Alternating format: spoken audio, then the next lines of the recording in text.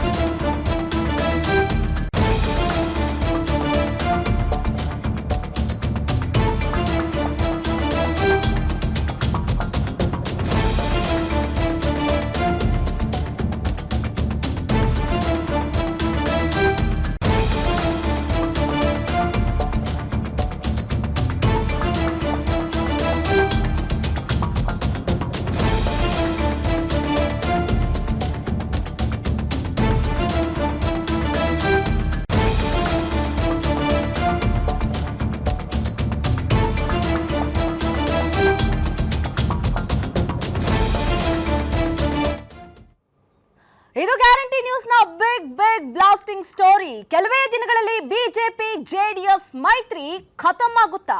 ಕರ್ನಾಟಕದಲ್ಲಿ BJP JDS ಮೈತ್ರಿ ಮುರಿದು ಬೀಳುತ್ತಾ? ಮುಂಬರುವ ಎಲೆಕ್ಷನ್ಗಳಲ್ಲಿ ಜೆಡಿಎಸ್ ಏಕಾಂಗಿಯಾಗಿ ಕಣಕ್ಕೆ ಇಳಿಯುತ್ತಾ ಅನ್ನುವಂತಹ ಪ್ರಶ್ನೆ. ಕೇಂದ್ರ ಸಚಿವ ಎಚ್.ಡಿ. ಕುಮಾರಸ್ವಾಮಿ ಅವರು ಆ ಮಾತನ್ನ ಹೇಳಿದ್ಯಾಕೆ? ಪರೋಕ್ಷವಾಗಿ ಯಾರ್ಯಾರಿಗೆ ಏನೇನ್ ಸಂದೇಶ ಕೊಟ್ಟರು ಕುಮಾರಸ್ವಾಮಿ ಅವರು? ಕುಮಾರಸ್ವಾಮಿ ಅವರ ಆ ಮಾತಿನಿಂದ ಯಾರಿಗೆ ಲಾಭ ಆಗತ್ತೆ, ಯಾರಿಗೆ ನಷ್ಟ ಆಗತ್ತೆ? ಗ್ಯಾರಂಟಿ ನ್ಯೂಸ್ ನಲ್ಲಿ ಕುಮಾರಸ್ವಾಮಿಯ ಆ ಮಾತಿನ ಎಕ್ಸ್ಕ್ಲೂಸಿವ್ ಡೀಟೇಲ್ಸ್. ಇದು ಗ್ಯಾರಂಟಿ ನ್ಯೂಸ್ ನ big blasting story.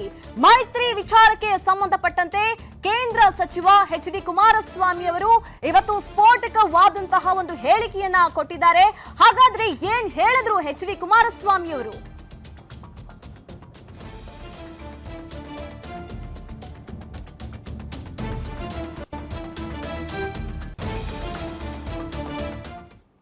BJP JDS ಮೈತ್ರಿ ಮುರಿದು ಬೀಳೋದು ಖಚಿತ ಅಂತ ಹೇಳಲಾಗ್ತಾ ಇದೆ. ಮುಂದಿನ ಚುನಾವಣೆಗಳಲ್ಲಿ ಮೈತ್ರಿ ಇರಲ್ಲ, ಪಕ್ಕ ಮುರಿದು ಬೀಳುವಂತಹ ಸಾಧ್ಯತೆಗಳು ಇದೆ. ಇಂದು ಮೈತ್ರಿ ಬಗ್ಗೆ ಸ್ಪಷ್ಟ ಸಂದೇಶ ಕೊಟ್ಟಿದ್ದಾರೆ ಎಚ್.ಡಿ. ಕುಮಾರಸ್ವಾಮಿ ಅವರು.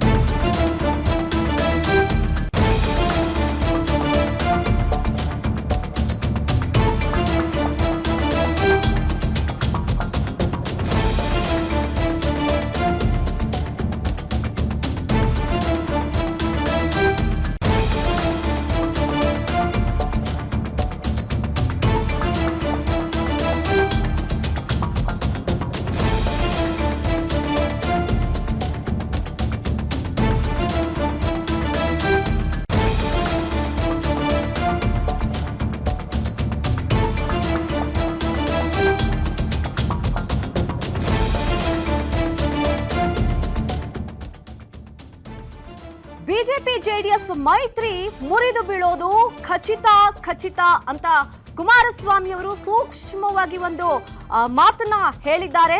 ಮುಂದಿನ ಚುನಾವಣೆಗಳಲ್ಲಿ ಮೈತ್ರಿ ಇರಲ್ಲ. ಇಂದು ಮೈತ್ರಿ ಬಗ್ಗೆ ಸ್ಪಷ್ಟ ಸಂದೇಶ ಕೊಟ್ಟ ಎಚ್.ಡಿ. ಕುಮಾರಸ್ವಾಮಿ. ಮುಂದಿನ ಚುನಾವಣೆಯಲ್ಲಿ ಏಕಾಂಗಿಯಾಗಿ ಕಣಕ್ಕಿಳಿಯಲು ಎಲ್ಲಾ ರೀತಿಯಾದಂತಹ ತಯಾರಿ ಮಾಡ್ಕೊಳ್ತಾ ಇದ್ದಾರೆ ಅಂತ ಅನ್ಸುತ್ತೆ. ಬಿಬಿಎಂಪಿ ಎಲೆಕ್ಷನ್ ನಲ್ಲಿ ಎಲ್ಲಾ ವಾರ್ಡ್ಗಳಲ್ಲೂ ಜೆಡಿಎಸ್ ಕಣಕ್ಕೆ ಇಳಿಯುತ್ತೆ. 198 ವಾರ್ಡ್ಗಳಲ್ಲೂ ಜೆಡಿಎಸ್ ಸ್ಪರ್ಧೆ ಅಂದಿರೋ ಕುಮಾರಸ್ವಾಮಿ 2028ರ ವಿಧಾನಸಭೆಯಲ್ಲೂ ಕೂಡ ಏಕಾಂಗಿಯಾಗಿ ಸ್ಪರ್ಧೆ ಅಂತ ಕುಮಾರಸ್ವಾಮಿ ಅವರು ಹೇಳಿದ್ದಾರೆ. ಕುಮಾರಸ್ವಾಮಿ ಈ ಮಾತಿನ ಹಿಂದಿನ ರಹಸ್ಯ ಏನು ಹಾಗಾದ್ರೆ? ಜೆಡಿಎಸ್ ಬಿಜೆಪಿ ಮೈತ್ರಿ ಕೇವಲ ಕೇಂದ್ರಕ್ಕಷ್ಟೇ ಸೀಮಿತ ಆಯ್ತಾ? ರಾಜ್ಯದಲ್ಲಿ ಯಾವುದೇ ಮೈತ್ರಿ ಇರೋದೇ ಇಲ್ವಾ? ಈಗಾಗಲೇ ಏನು ಬಿಜೆಪಿ ಜೊತೆ ಹೋರಾಟದಲ್ಲಿ ಎಲ್ಲೂ ಕೂಡ ಜೆಡಿಎಸ್ ಗುರುತಿಸಿಕೊಂಡಿಲ್ಲ.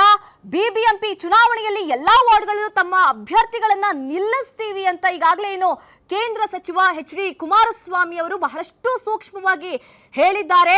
ಅಂತಂದ್ರೆ ಏನು, 198 ವಾರ್ಡ್ಗಳೇನಿದೆ ಅದೆಲ್ಲದರಲ್ಲೂ ಕೂಡ ಜೆಡಿಎಸ್ ಅಭ್ಯರ್ಥಿಗಳು ಕಣಕ್ಕಿಳಿತಾರೆ ಅಂತ ಆಯ್ತು. ಹಾಗಾದ್ರೆ ಇವರ ಮೈತ್ರಿ ಏನಿದೆ, ಬಿಜೆಪಿ ಜೆಡಿಎಸ್ ನವರ ಮೈತ್ರಿ ಕೇವಲ ಕೇಂದ್ರಕ್ಕೆ ಸೀಮಿತ ಆಗಿ ಹೋಯ್ತಾ? ಲೋಕಸಭಾ ಚುನಾವಣೆಯಲ್ಲಿ ಏನು ಇಬ್ಬರು ಮೈತ್ರಿ ಮಾಡ್ಕೋಬಹುದು, ಇಬ್ಬರು ಏನು ಕರ್ನಾಟಕದಿಂದ ಇಬ್ರು ಕೂಡ ಮೈತ್ರಿಯಾಗಿ ಹೋಗಿದ್ರು, ಹಾಗೆ ಮುಂಬರುವ ಚುನಾವಣೆಗಳಲ್ಲೂ ಕೂಡ ಮೈತ್ರಿ ಮಾಡ್ಕೋಬಹುದು ಅಂತ ಹೇಳಲಾಗ್ತಾ ಇತ್ತು. ರಾಜಕೀಯ ವಲಯದಲ್ಲಿ ಸಾಕಷ್ಟು ಈ ಮಾತು ಕೇಳಿ ಬರ್ತಾ ಇತ್ತು. ಆದ್ರೆ ಎಚ್.ಡಿ. ಕುಮಾರಸ್ವಾಮಿ ಇದಕ್ಕೆಲ್ಲ ಫುಲ್ ಸ್ಟಾಪ್ ಹಾಕಿದ್ದಾರೆ ಅಂತ ಅನಿಸ್ತಾ ಇದೆ. ಮತ್ತೊಂದು ವಿಷಯ ಏನಂತಂದ್ರೆ, ಲೋಕಸಭಾ ಚುನಾವಣೆ ಆದ್ಮೇಲೆ ಮೈತ್ರಿ ಪಕ್ಷಗಳು ಒಟ್ಟಾಗಿ ಕೂಡ ಎಲ್ಲೂ ಕಾಣಿಸ್ಕೊಂಡಿರ್ಲಿಲ್ಲ. ಬಿಜೆಪಿ ಸಪರೇಟ್ ಆಗಿ ಹೋರಾಟವನ್ನ ನಡೆಸ್ತಾ ಇತ್ತು, ಅದೇ ರೀತಿಯಾಗಿ ಜೆಡಿಎಸ್ ಕೂಡ ಸಪರೇಟ್ ಆಗಿ ಹೋರಾಟವನ್ನ ನಡೆಸ್ತಾ ಇತ್ತು. ಒಂದು 198 ವಾರ್ಡ್ನಲ್ಲೂ ನನಗೆ ಶಕ್ತಿ ಇಲ್ಲ ಕಾರ್ಯಕರ್ತರದು. ನಾನಲ್ಲಿ ಇರ್ತಕ್ಕಂಥ ಅಲ್ಪ ಸ್ವಲ್ಪ ಕಾರ್ಯಕರ್ತರ ಸೈನ್ಯನೇ ಮುಂದಿಟ್ಕೊಂಡು 198 ವಾರ್ಡ್ಗೂ, ಈಗ ಕರ್ನಾಟಕದ ಬೆಂಗಳೂರು ನಗರದಲ್ಲಿ ಕನ್ನಡ ಮಾತಾಡೋರಿಗಿಂತಲೂ ಬೇರೆ ಬೇರೆ ಭಾಷೆ ಮಾತನಾಡೋರೆ ಭಾಳ ಜನ ಅವರೇ. ಇನ್ನು ಉತ್ತರ ಇಂಡಿಯಾದವರಿಗೆ ಬಂದು ಇಲ್ಲೇನು ಅವರ ಬದುಕು ಕಟ್ಕೊಂಡಿದ್ದಾರೆ. ಅವ್ರಿಗೆ ಜೆಡಿಎಸ್ ಪಕ್ಷ ಇದೆ ಅನ್ನೋದೇ ಗೊತ್ತಿಲ್ಲ, ಅವರಿಗೆ ಗೊತ್ತು ನನಗೆ. ಅದಕ್ಕೋಸ್ಕರಲೇ 198 ಕ್ಷೇತ್ರದಲ್ಲೂ ನಾನೇ ಖುದ್ದು ಕೆಲವು ಯುವಕರನ್ನ ಜೊತೆ ಇವತ್ತು ತೆಗೆದುಕೊಂಡು ಹೋಗೋದ್ರ ಮುಖಾಂತರ ಮನೆಗೆ ಇಂಗ್ಲೀಷ್ ವರ್ಷನಲ್ಲಿ ಇರಲಿ, ತಮಿಳಿನಲ್ಲಿರಲಿ, ತೆಲುಗುಲಿರಲಿ, ಕನ್ನಡದಲ್ಲಿ ಇರಲಿ, ಎಲ್ಲ ಭಾಷೆನಲ್ಲೂ ಕೆಲವು ಬೆಂಗಳೂರು ನಗರದಲ್ಲಿ ಆಗ್ತಾ ಇರತಕ್ಕಂಥ ಅನಾಹುತಗಳು, ಹಿಂದೆ ನಾವೇನು ಮಾಡಿದ್ವು, ಮುಂದೆ ಏನು ಮಾಡಬೇಕು, ಇವತ್ತು ನೀವೇನು ಪ್ರತಿನಿತ್ಯದ ನಿಮ್ಮ ಸಮಸ್ಯೆಗಳಿದೆ, ಇದನ್ನು ಸರಿಪಡಿಸ್ಲಿಕ್ಕೆ ಒಂದು ಅವಕಾಶ ಕೊಡಿ ಅಂತೇಳಿ 198 ವಾರ್ಡಲ್ಲೂ ನಾನೊಂದು ಆಂದೋಲನದ ರೀತಿಯಲ್ಲಿ ಜನಗಳನ್ನು ಇವತ್ತು ಎಚ್ಚರಿಸ್ತಕ್ಕಂಥ ಕೆಲಸ ಮಾಡಬೇಕು ಅನ್ನೋ ತೀರ್ಮಾನನೂ ಮಾಡಿದ್ದೀನಿ. ದುಡಿಯೋ ಶಕ್ತಿ ಎಲ್ಲೂ ನನ್ನ ಆರೋಗ್ಯದಲ್ಲಿ ಕಡಿಮೆ ಆಗಿಲ್ಲ. ದುಡಿಲಿಕ್ಕೆ ನಿಮ್ಮ ಬದುಕು, ಈ ನಾಡಿನ ಗೌರವ ಉಳಿಸ್ತಕ್ಕಂಥ ನಿಟ್ಟಿನಲ್ಲಿ ಇವತ್ತೇನು ನಡೀತಾ ಇದೆ, ಗಜನಿ ಮೊಹಮ್ಮದ್ ಹೆಸರು ಹೇಳಿದೆ, ದಯವಿಟ್ಟು ಒಂದು ಅವಕಾಶ ಬೆಂಗಳೂರು ನಾಗರಿಕರಿಗೆ ವಿಶೇಷವಾಗಿ. ಈ ಬಗ್ಗೆ ಮತ್ತಷ್ಟು ಮಾಹಿತಿಯನ್ನ ನೀಡ್ತಾರೆ ನಮ್ಮ political bureau head Maruti Pavagada. Live ನಲ್ಲಿ ಜಾಯ್ನ್ ಆಗಿದ್ದಾರೆ. ಮಾರುತಿ, ಕುಮಾರಸ್ವಾಮಿ ಅವರು ಈ ಮೈತ್ರಿ ವಿಚಾರಕ್ಕೆ ಸಂಬಂಧಪಟ್ಟಂತೆ ಯಾಕೆ ಸಡನ್ ಆಗಿ ಸ್ಟೇಟ್ಮೆಂಟ್ ನ ಕೊಟ್ರು ಅಂತ ಇವತ್ತು? ನಮ್ರತ, ಕಳೆದ 15 ದಿನಗಳಿಂದ ರಾಜ್ಯ ರಾಜಕಾರಣವನ್ನು ನೋಡಿದ್ದೆ. ಆದರೆ ಅದರಲ್ಲೂ BJP ಅವರು ತೆಗೆದುಕೊಳ್ತಾ ಇರುವಂತಹ ನಿರ್ಧಾರಗಳನ್ನು ನೋಡಿದ್ದೆ. ಆದರೆ ಆ ನಿರ್ಧಾರಗಳನ್ನು ಲೆಕ್ಕಾಚಾರ ಹಾಕ್ಕೊಂಡು ಮಾಜಿ ಮುಖ್ಯಮಂತ್ರಿ ಹಾಗೂ ಹಾಲಿ ಕೇಂದ್ರ ಸಚಿವರಾದಂತಹ ಕುಮಾರಸ್ವಾಮಿ ಅವರು ಈ ಹೇಳಿಕೆಯನ್ನು ಕೊಟ್ಟಿದ್ದಾರೆ ಅನ್ನುವಂಥದ್ದು ಬಹಳಷ್ಟು ಸ್ಪಷ್ಟವಾಗಿ ಗೊತ್ತಾಗ್ತಾ ಇದೆ. ಯಾಕಂತ ಹೇಳಿದ್ರೆ ರಾಜ್ಯ BJP ಹಾಗೂ ರಾಷ್ಟ್ರೀಯ BJP ನಾಯಕರಿಗೆ ಸದ್ಯಕ್ಕೆ JDSನ ಅವಶ್ಯಕತೆ ಇಲ್ಲ ಅನ್ನುವಂಥ ಒಂದು ರೀತಿಯಲ್ಲಿ ರಾಜ್ಯದಲ್ಲಿ ಒಂದು ಬಣ ಚರ್ಚೆ ಮಾಡ್ತಾ ಇರುವಂಥದ್ದು. ನಾವು ಅವ್ರ ಜೊತೆ ಹೋಗಿದ್ದೆ ಆದರೆ ನಮಗಿಂತಲೂ JDS ಅವ್ರಿಗೆ ಹೆಚ್ಚು ಅನುಕೂಲ ಆಗುತ್ತೆ, ಅವ್ರಿಗೆ ರಾಜಕೀಯವಾಗಿ ಅನುಕೂಲ ಮಾಡಿಕೊಡೋದಕ್ಕೆ ನಾವ್ಯಾಕೆ ಅವ್ರ ಜೊತೆ ಮುಂದಿನ ಚುನಾವಣೆಗಳನ್ನು ಎದುರಿಸಬೇಕು ಅನ್ನುವಂಥ ಒಂದು ಚರ್ಚೆಯನ್ನು ಒಂದು ಬಣ BJPಯಲ್ಲಿನ ಒಂದು ಬಣ ಚರ್ಚೆ ಮಾಡ್ತಲೇ ಬಂದಿತ್ತು. ಹೀಗಾಗಿ ಇವತ್ತು 3-4 ಸಂದೇಶಗಳನ್ನು ರವಾನೆ ಮಾಡೋದಕ್ಕೆ ಇಂಥ ಒಂದು ಹೇಳಿಕೆಯನ್ನು ಮಾಜಿ ಮುಖ್ಯಮಂತ್ರಿ ಕುಮಾರಸ್ವಾಮಿ ಅವರು ಕೊಟ್ಟಿರುವಂಥದ್ದು. ಒಂದು, ರಾಜ್ಯದಲ್ಲಿ ಯಾವ ಒಂದು ಬಣ ಈ ರೀತಿಯಾಗಿ ಚರ್ಚೆ ಮಾಡ್ತಿದೆಯೋ ಅವರು ಅವ್ರಿಗೆ ನಿಮ್ಮ ಜೊತೆ ಆದರೂ ಚುನಾವಣೆಗೆ ನಾನು ರೆಡಿ ಇದ್ದೀನಿ. ಒಂದು ವೇಳೆ ನೀವು ನನ್ನ ಜೊತೆ ಬರದೇ ಇದ್ದರೆ, ನನ್ನನ್ನು ನಿಮ್ಮ ಜೊತೆ ಕರ್ಕೊಂಡು ಹೋಗದೇ ಇದ್ದರೆ, ನಾನು 198 ವಾರ್ಡುಗಳು, ಯಾಕಂತ ಹೇಳಿದ್ರೆ ವಾರ್ಡ್ ಮರುವಿಂಗಡಣೆ ಆಗಬೇಕಾಗಿದೆ, ಇನ್ನೂ ಕೂಡ ಹೆಚ್ಚು ವಾರ್ಡುಗಳು ಆಗುವಂಥದ್ದಕ್ಕೆ ಈಗಾಗಲೇ ಕಾಂಗ್ರೆಸ್ ಸರ್ಕಾರ ಬಿಲ್ಲನ್ನು ಕೂಡ ಪಾಸ್ ಮಾಡಿದೆ. ಈ ಬಹುತೇಕ ಎಲ್ಲ ಕ್ಷೇತ್ರಗಳಲ್ಲೂ ಕೂಡ ಪ್ರತ್ಯೇಕವಾಗಿ ಅಭ್ಯರ್ಥಿಯನ್ನ ಕಣಕ್ಕಿಳಿಸುವಂಥ ಒಂದು ಕೆಲಸ ರಾಜ್ಯ JDS ಮಾಡುತ್ತೆ ಅನ್ನುವಂಥ ಒಂದು ಸಂದೇಶವನ್ನ ರವಾನೆ ಮಾಡಿರುವಂಥದ್ದು. ಜೊತೆಗೆ ಕೇಂದ್ರದಲ್ಲೂ ಕೂಡ ಇತ್ತೀಚೆಗೆ ಲೋಕಸಭಾ ಚುನಾವಣೆ ಆದ ಬಳಿಕ JDSಗೆ ಅಷ್ಟೊಂದು ಮನ್ನಣೆಯನ್ನ ಕೊಡ್ತಿಲ್ಲ ಅನ್ನುವಂಥ ಒಂದು ಚರ್ಚೆ ಆರಂಭ ಆಗಿತ್ತು. ಹೀಗಾಗಿ ರಾಜ್ಯ ಬಿಜೆಪಿ ನಾಯಕರಿಗೆ ಹಾಗೂ ರಾಷ್ಟ್ರೀಯ ಮಟ್ಟದ ಬಿಜೆಪಿ ನಾಯಕರಿಗೆ ಒಂದು ಹೇಳಿಕೆ ಕೊಡೋದರ ಮೂಲಕ ಒಂದು ಸಂದೇಶವನ್ನು ರವಾನೆ ಮಾಡಿದ್ದಾರೆ. ನಾವು ಕೂಡ ಸುಮ್ಮನೆ ಕೂತಿಲ್ಲ, ನಾವು ಕೂಡ ಪಕ್ಷವನ್ನು ಸಂಘಟನೆ ಮಾಡೋದಕ್ಕೆ ನಿರ್ಧಾರಗಳನ್ನು ಮಾಡಿದ್ದೇವೆ, ಸಂಘಟನೆಯನ್ನ ಮಾಡ್ತೀವಿ. BBMP ಚುನಾವಣೆಯಿಂದಲೇ ಆ ಪ್ರಕ್ರಿಯೆಗಳು ಶುರುವಾಗ್ತವೆ ಅನ್ನುವಂಥ ಒಂದು ಸಂದೇಶ ಇರುವಂತಹ ಒಂದು ಹೇಳಿಕೆ ಮಾಜಿ ಮುಖ್ಯಮಂತ್ರಿ ಕುಮಾರಸ್ವಾಮಿ ಅವರು ಕೊಟ್ಟಿರುವಂತದ್ದು.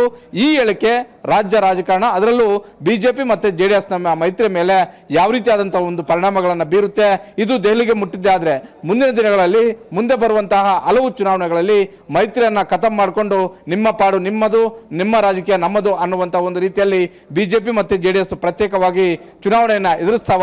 ಯಾಕಂತ ಹೇಳಿದ್ರೆ ಸದ್ಯಕ್ಕೆ ಗ್ಯಾರಂಟಿಗಳನ್ನ ಅನುಷ್ಠಾನ ಮಾಡಿರುವಂತಹ ಕಾಂಗ್ರೆಸ್ ನಾಯಕರು ಯಾವುದೇ ಚುನಾವಣೆ ಬಂದರೂ ಕೂಡ ಆ ಗ್ಯಾರಂಟಿಗಳ ಮೇಲೆ ನಾವು ಚುನಾವಣೆಯನ್ನ ಎದುರಿಸ್ತೀವಿ ಅನ್ನುವಂಥ ಒಂದು ಹೇಳಿಕೆಗಳನ್ನು ಕೊಡ್ತಾ ಇದ್ದಾರೆ. ಆ ಉತ್ಸಾಹ ಮತ್ತೆ ಹುಮ್ಮಸ್ಸಲ್ಲಿದ್ದಾರೆ.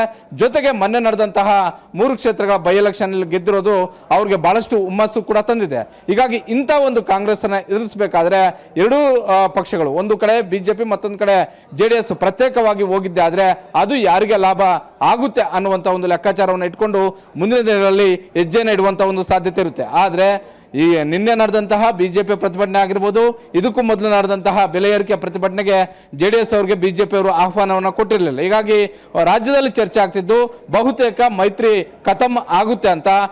ಆ ಹಿನ್ನೆಲೆಯಲ್ಲಿ ಇವತ್ತು ಮಾಜಿ ಮುಖ್ಯಮಂತ್ರಿ ಕುಮಾರಸ್ವಾಮಿ ಅವರು ಬೆಂಗಳೂರಲ್ಲಿ ಸುದ್ದಿಗೋಷ್ಠಿಯನ್ನ ಮಾಡಿ, ಒಂದು ವೇಳೆ ನೀವು ನಮ್ಮನ್ನ ಪರಿಗಣಿಸ್ತಾ ಇದ್ರೆ ನಾವು ಕೂಡ ನಮ್ಮದೇ ಆದಂತಹ ಒಂದು ರೀತಿಯಲ್ಲಿ ರಾಜಕಾರಣವನ್ನ ಮಾಡ್ತೀವಿ ಅನ್ನುವಂತಹ ಒಂದು ಸಂದೇಶ ಇರುವಂತಹ ಒಂದು ಹೇಳಿಕೆಯನ್ನ ಕೊಟ್ಟಂತೆ ಕಾಣಿಸ್ತಾ ಇದೆ. ನಮ್ರತ, ಥ್ಯಾಂಕ್ ಯು ಮಾರುತಿ ತಮ್ಮೆಲ್ಲ ಮಾಹಿತಿಗಾಗಿ.